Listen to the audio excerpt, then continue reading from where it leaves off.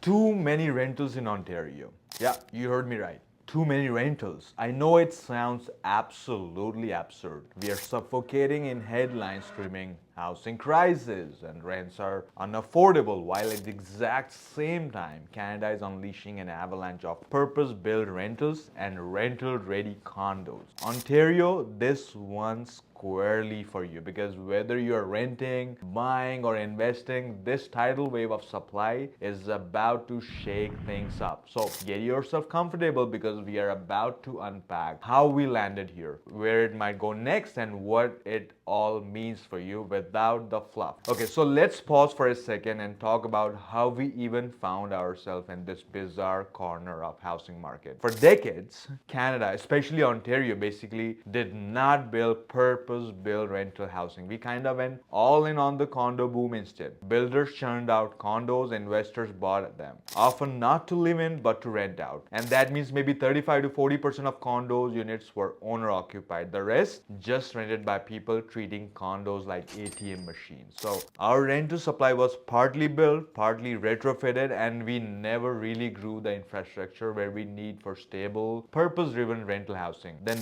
boom, the federal government decided to step in. Starting around 2017, CMHC ramped up its support for purpose-built rental. They rolled out insurance programs, wrapped construction financing around these projects, you name it. Fast forward to today, and we've got thousands, and I mean thousands of new rental units queued up and ready to go. The result? Supply is absolutely exploding, and rents are now beginning to react. Let me hit you with actual real world data. As of mid 2025, CMHC confirms that new rental supply is surging. Asking rent for 2-bedroom purpose built rental have dropped anywhere from 2 to 8% in major cities like Toronto, Vancouver, Calgary, Halifax, and Ottawa compared to a year earlier. That's a notable shift.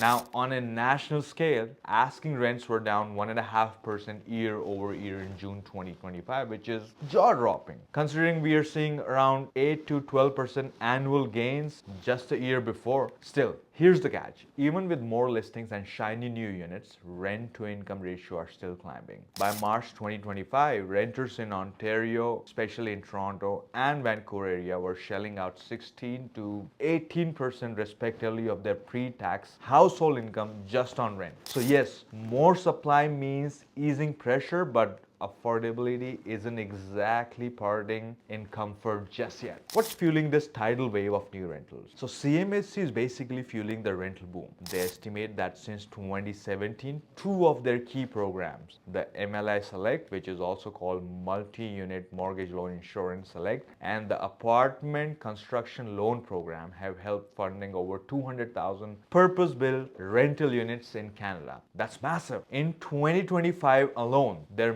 multi-product financing back some 285,000 housing units, which is just huge. And if someone, let's say a developer, did a $15 million deal on a 50-unit MLI Select program, they could end up paying around 12% less per month on their carry charges, thanks to roughly $3 million less down payment compared to a conventional mortgage. No wonder developers, institutional landlords are diving headfirst into rentals. That's it. Policymakers aren't blind to the implication. As of July 2025, there's now a risk-based pricing model in play. MLI Select still offers a premium discount if project meets goals around affordability, accessibility, or energy efficiency. At the same time, they have tightened capital requirements and raised premiums in general. It's not a free ride anymore, but it's still extremely competitive and appealing. Let's break it down, what it means in real human terms. For tenants and renters in Ontario, vacancies are creeping up, especially in Toronto and GTA, where many brand new purpose-built units are sitting empty. Landlords are handing out incentives like free month's rent,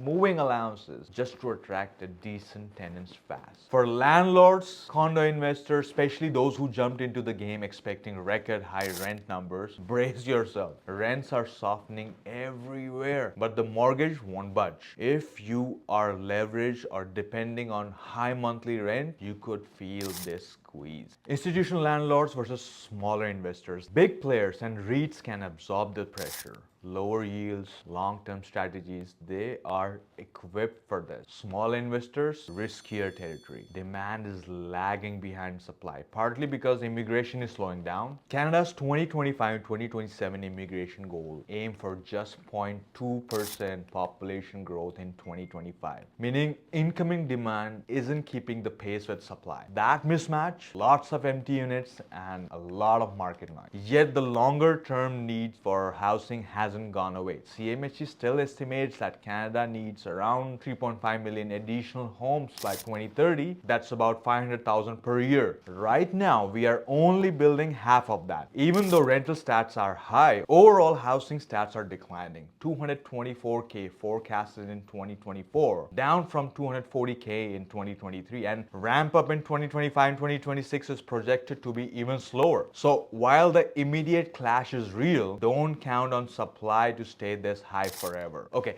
here's what you need to walk away knowing, especially if you're in Ontario. More rentals are definitely a good thing, but they are not a cure-all. That surge in supply is giving renters some breathing room, but affordability remains tight. Buying a rental property isn't a surefire profitable play anymore. Rents are dropping in many places and condo investor stress is coming into view. Proceed with caution. MLS Select is still a powerful tool for financing, but it's more competitive and conditional now. If your project hits affordability, accessibility, or energy efficiency benchmarks, it's still a big break, but it's not a slam dunk like it used to be anymore. Don't get complacent. Supply is roaring now, but policies change. Interest rate may swing and immigration will eventually rebound. That shift could tip the scales again. Renters, stay alert. You might benefit from better deals or more choices, but do not expect a massive affordability windfall overnight. Do your homework. Alright, Ontario homebuyers, renters, and property players, if you want real talk and data-backed insights on how policy shifts and supply dynamics are shaping your mortgage, your rent, or your investment, go ahead and hit subscribe and turn on those notifications. Next week, I'll break down why a mortgage broker might be whispering variable rates when they should be shouting fixed. Stay sharp, stay informed. Until next time.